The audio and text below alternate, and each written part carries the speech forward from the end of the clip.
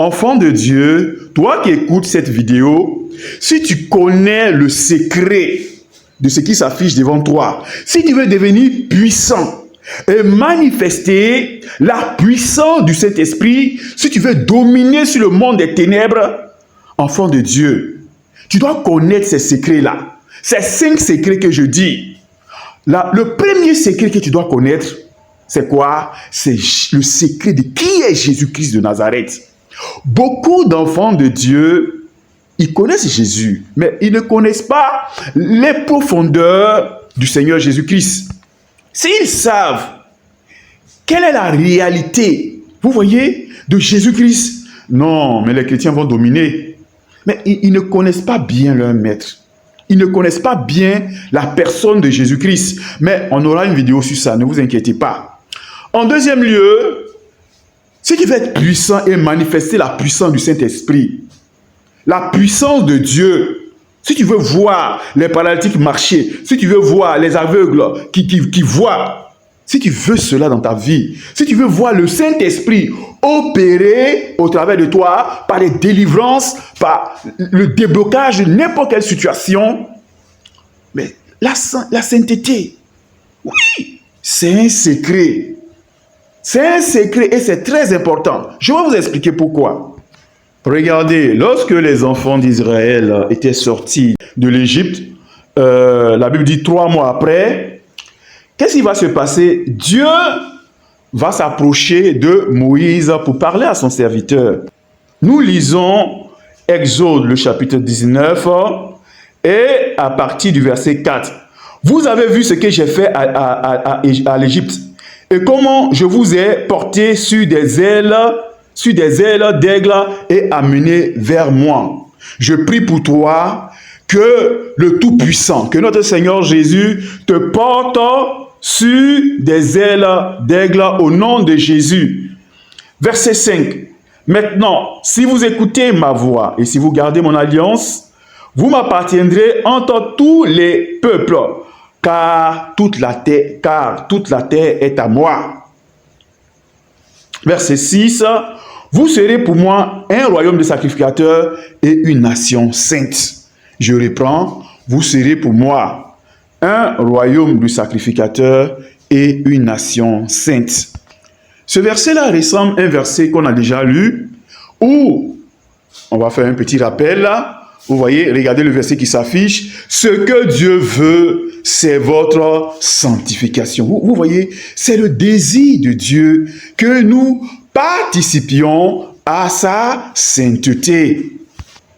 Vous comprenez?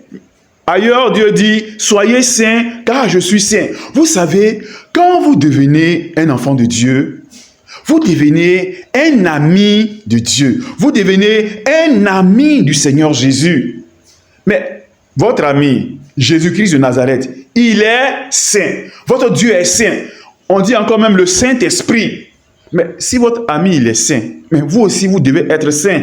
Sinon, votre amitié, là, ça ne marchera pas. Mais c'est pourquoi je vous le dis. Mais je vois beaucoup d'enfants de Dieu qui veulent opérer avec le Saint-Esprit, manifester les dons de discernement, les dons de révélation, manifester les dons de guérison. Mais si tu veux manifester ces dons-là, cette puissance-là, mais c'est avec la puissance du Saint-Esprit. Mais l'Esprit de Dieu, on dit qu'il est saint. Mais si toi, tu n'es pas saint, voilà, tu ne pourras jamais opérer avec le Saint-Esprit. Est-ce que vous m'avez compris? Ce que je viens de dire là est très capital et c'est fondamental. Tu veux marcher, tu veux manifester la puissance de Dieu. Oui, c'est le souhait de tous les chrétiens, ça on le sait. Ils veulent être puissants, ils veulent les dons de guérison, ils veulent en tout cas œuvrer pour Jésus-Christ. Ils aiment le Seigneur Jésus, ils veulent œuvrer pour lui. Mais si tu veux œuvrer pour lui, mais il te faut marcher dans la sainteté. Si tu veux que le Saint-Esprit œuvre avec toi, mais c'est la sainteté. C'est de te débarrasser du péché. Aller loin du péché, c'est ça. Mais tant que le péché sera là, l'Esprit de Dieu ne viendra pas. Voilà. Vous comprenez maintenant pourquoi beaucoup d'hommes de Dieu sont obligés d'aller chercher les fétiches. Mais parce qu'ils ne vivent pas, ces serviteurs de Dieu là, ils ne vivent pas une vie de sainteté, mais il veut manifester la puissance. Mais l'Esprit de Dieu ne sera pas là. Donc, ils sont obligés d'aller chercher la puissance des fétiches. Donc, c'est le secret que je vous donne. C'est pourquoi je le disais, si vous voulez manifester la puissance, le secret c'est quoi? 1. Il faut connaître la personne de Jésus-Christ. 2. La sainteté. 3. Le Saint-Esprit. 4. La parole de Dieu et la prière. 5. Il faut toi-même connaître ton identité. Mais regardez bien, la sainteté. Pour manifester la puissance du Saint-Esprit, je l'ai bien mis dans la liste. La sainteté, c'est important. Nous continuons toujours avec notre verset de Exode, le chapitre 19. Nous sommes maintenant au verset 9. Et l'Éternel dit à Moïse, « Voici, je viendrai vers toi dans une épaisse nuée afin que le peuple entende quand je te parlerai et qu'il ait toujours confiance en toi. » Moïse rapporta les paroles du peuple à l'Éternel. Vous voyez, Dieu veut s'approcher de Moïse, du peuple, pour que quand les gens vont voir Dieu, l'Éternel, parler à Moïse, les gens alors auront confiance à Moïse. Vous voyez? Et regardez ce que Dieu dit au verset 10, ça c'est très important. Et l'Éternel dit à Moïse, va vers le peuple, sanctifie-les aujourd'hui et demain, qu'ils lavent leurs vêtements. Verset 11, qu'il soit prêt pour le 3e jour. Que Dieu va arriver le 3e jour pour visiter son peuple, Dieu a demandé à Moïse de sanctifier le peuple. Je vous le dis, vous allez le voir dans toute la Bible. À chaque fois que Dieu veut s'approcher de son peuple, oui, Dieu demande toujours à son peuple de se sanctifier. Parce que la sainteté, c'est la nature de Dieu. Vous voyez? Donc, si vous voulez que le Saint-Esprit s'approche de vous, vous qui désirez la puissance d'en haut, vous qui désirez la puissance du Saint-Esprit, vous qui désirez les dons de miracles, tous ces dons du Saint-Esprit qui veulent être puissamment utilisés par Dieu. Si vous voulez que le Saint-Esprit vous visite, comme Dieu a visité son peuple dans le désert, alors sanctifiez-vous. Comme l'Éternel a dit ici. Parce que c'est quoi? Souvent, les enfants de Dieu, oui, quand tu as donné ta vie à Jésus, le jour de la repentance, le jour où tu as reçu le Saint-Esprit, il faut le savoir, l'Esprit de Dieu est venu. Oui, quand tu acceptes Jésus, dès que tu te répands de tes péchés, que tu acceptes de Jésus, à l'instant même, tu as reçu le Saint-Esprit. Beaucoup de gens, quand je parle du Saint-Esprit, sont étonnés. Tous les enfants de Dieu, peut-être que tu ne le sais pas, sinon tous les enfants de Dieu ont reçu le Saint-Esprit. Mais qu'est-ce qui va se passer? Le jour où nous avons accepté Jésus, que nous avons reçu le Saint-Esprit, il y a 2 cas. Il y en a qui vont perdre le Saint-Esprit parce qu'ils sont ignorants. Oui, ils sont ignorants. Ils ne savent pas que l'Esprit de Dieu est là. Ils vont aller commettre des péchés et puis l'Esprit de Dieu va partir. Il y en a aussi qui ne respectent pas la présence du Saint-Esprit. Le Saint-Esprit est Dieu. Est-ce que vous me comprenez? Le Saint-Esprit est Dieu. Quand tu te réveilles le matin, tu dis gloire à Jésus, tu dis gloire à Dieu. Mais on dit aussi gloire au Saint-Esprit. Gloire au Saint-Esprit parce qu'il m'a délivré des chaînes du péché. Gloire à l'Esprit de Jésus-Christ. Quand tu attends le Saint-Esprit dans la bouche des serviteurs de Dieu, on a l'impression que l'Esprit de Dieu, c'est une chose avec qui... Non. Non. Mais l'Esprit de Dieu, tu le traites de cette manière-là. L'Esprit de Dieu est Dieu. Tu ne lui donnes pas gloire. Mais non, il va partir. Donc, c'est cela. Si vous voulez être puissant, vous voulez que vos prières soient puissantes, mais c'est le Saint-Esprit. Et pour que le Saint-Esprit demeure avec vous, mais il faut que vous soyez conscient qu'il est là, qu'il est présent. Vous voyez, il y a certains enfants de Dieu, avant l'Esprit de Dieu les parlait, mais l'Esprit de Dieu ne les parlait plus. Parce qu'ils n'honorent pas l'Esprit de Dieu. Oui, ils pêchent. Et quand vous péchez, mais c'est souillure là.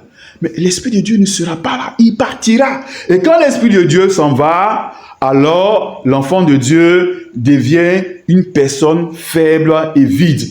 Et les démons maintenant peuvent manipuler les chrétiens, manipuler les enfants de Dieu, les torturer, bloquer leur vie financièrement, faire tout ce qu'il veut. Et regardez, hein, ce que je suis en train de dire là, c'est ce à quoi on assiste aujourd'hui. Le diable fatigue les chrétiens, il les manipule. Parce que les chrétiens ne sont pas conscients de la présence du Saint-Esprit, ils ne savent pas comment vivre avec le Saint-Esprit dans la sainteté. C'est important ce que je dis là. Si vous ne savez pas vivre avec le Saint-Esprit dans la sainteté, mais beaucoup d'enfants de Dieu ont perdu le Saint-Esprit. Bien-aimés, non, c'est pas croyable. Même, j'ai croisé des gens qui disent que il est impossible pour un homme de vivre dans la sainteté, un chrétien ne peut pas vivre dans la sainteté. Un jour, j'étais allé à l'évangélisation et j'ai croisé quelqu'un qui m'a dit qu'un homme ne peut pas vivre dans la sainteté. Que le message que j'ai dit là, ce n'est pas vrai. Qu'un homme là, forcé, même s'il a donné sa vie à Jésus-Christ, forcé, de temps en temps, il va pécher. Ok, on va répondre à cela. Dites-moi, quel est le péché que Jésus-Christ, par son sacrifice à la croix, n'a pas détruit? N'a pas eu de victoire? Moi, quand les gens me disent qu'un homme ne peut pas vivre dans la sainteté, là, on me pose beaucoup ce genre de questions. Là. Ça revient beaucoup. Quand les gens me disent ça, là, ça c'est ma réponse qui est là. Hein. Dis-moi, de quel péché un enfant de Dieu n'est pas délivré? Est-ce que Jésus ne nous a pas délivré de la masturbation, du sexe, de l'adultère, de l'homosexualité, du mensonge, de la calomnie? Ou bien, il y a un péché que le sacrifice de Jésus-Christ à la croix n'a pas pu avoir d'effet sur lui? Il faut me citer. Un seul péché que le sacrifice de Jésus-Christ à la croix n'a pas pu effacer, n'a pas pu avoir la domination et la victoire sur ce péché-là. Dis-moi. Mais Jésus, par son sacrifice à la croix, par le sang qu'il a versé à la croix, Jésus-Christ nous a libérés de tout péché. De tout péché, je vous dis, c'est fini. De tout péché, le sang de Jésus a souffert pour cela. Frère, vous savez combien de fois il a souffert? Comment on peut venir dire encore qu'un chrétien ne peut pas vivre sans le péché? C'est que le sacrifice de Jésus qui à la croix n'a servi à rien. Non, ce sacrifice a tout libéré. Si tu vis dans le péché, c'est que ces gens qui disent ça là, ils ne comprennent pas et ils ne connaissent pas l'œuvre de Jésus-Christ à la croix.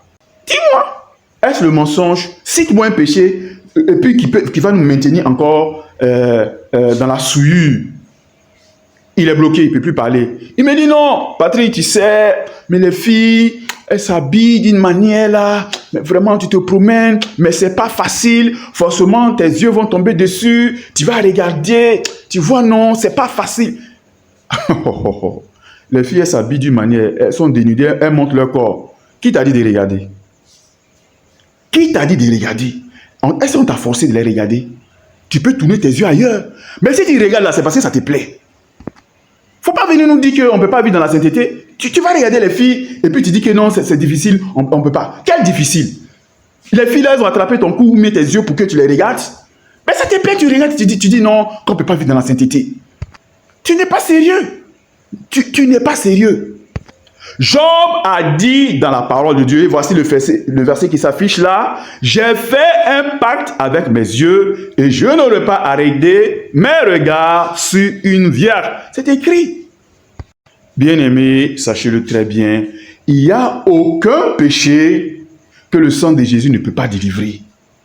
Même le pipi des homosexuels, il n'y a aucun péché, le pipi alcoolique.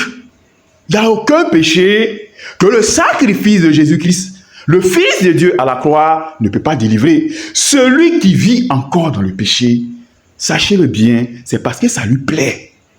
Et on a déjà prêché cette vidéo-là. Regardez la vidéo qui s'affiche là. Sans la sainteté, tu n'iras jamais au ciel. Voilà. Allez-y sur cette vidéo-là.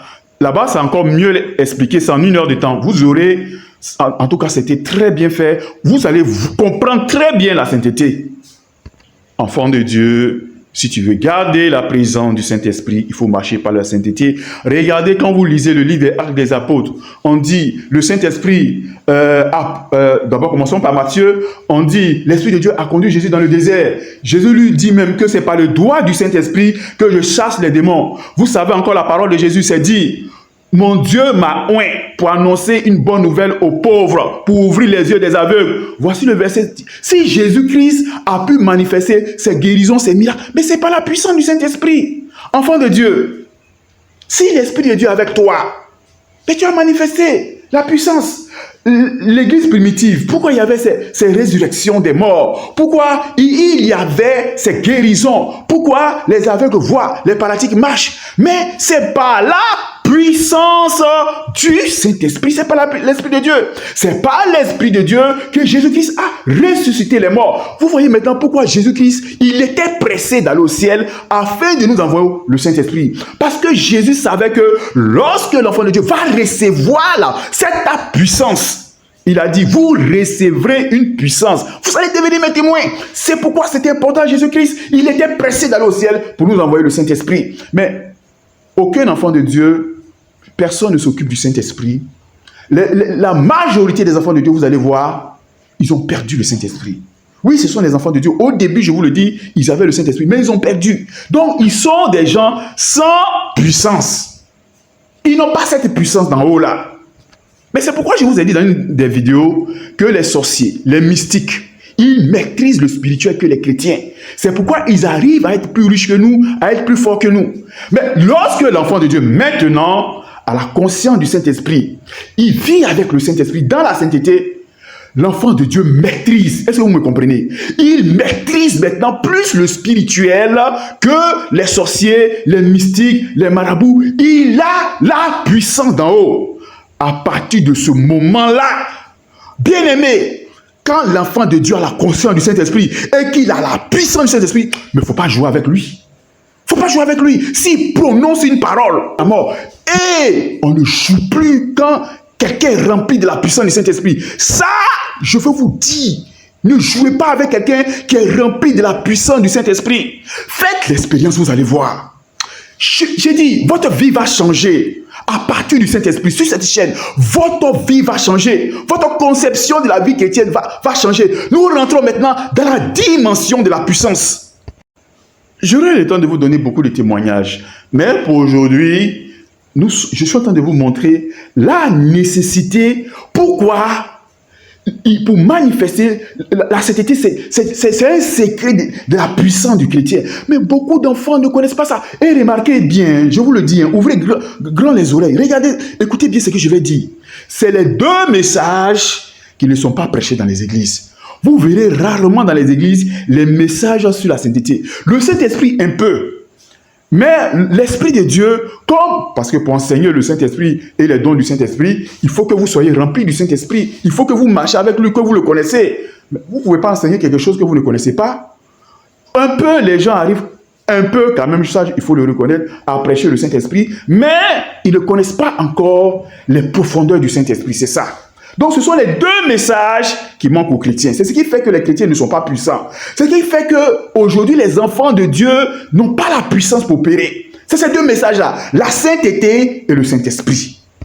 Je vous pose la question. Dieu a dit à Moïse que le peuple d'Israël se sanctifie. Lui, il va venir dans 3 jours. Vous croyez que si le peuple ne se sanctifie pas, Dieu va venir? Dieu ne va pas venir. Commencez à vous sanctifier. C'est l'objectif de cette vidéo-là. Vous aussi, commencez à vous sanctifier si vous voulez recevoir la puissance du Saint-Esprit. Commencez à vous sanctifier. L'Esprit de Dieu n'est pas compliqué. Si vous reconnaissez le sang de Jésus, vous vous repentez de tous vos péchés, que vous vous sanctifiez, mais le Saint-Esprit va venir. L'Esprit de Dieu même cherche même à remplir les corps. Il cherche, il le désire, mais c'est parce qu'il ne trouve pas. Si vous vous sanctifiez, ça sera une bonne occasion pour l'Esprit de Dieu de descendre en vous. Vous allez voir que votre vie va changer. Votre situation financière va changer.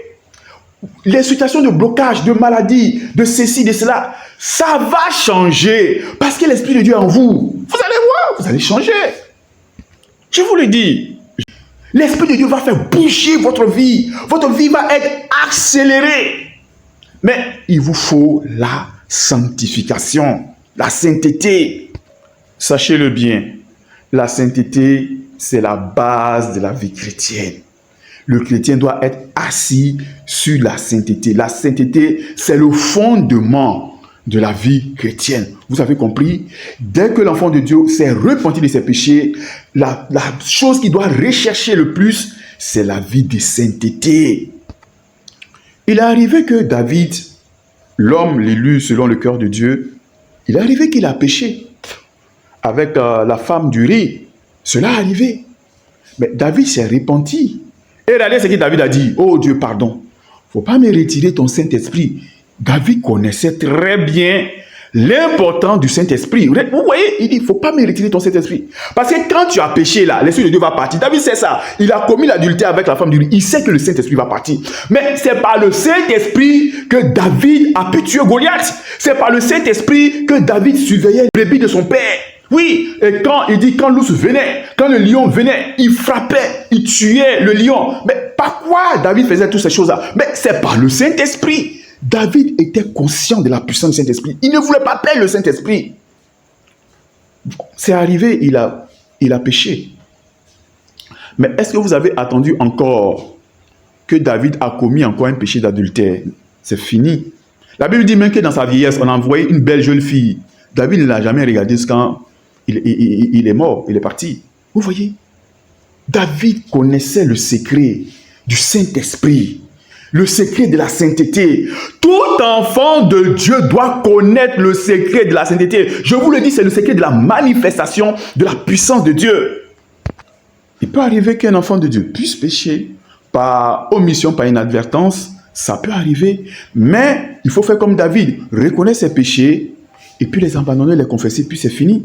Mais il y en a, il pêche, il se répand, il refait encore. Il pêche, il se répand, il refait encore. Non, c'est quelqu'un qui n'est pas sérieux.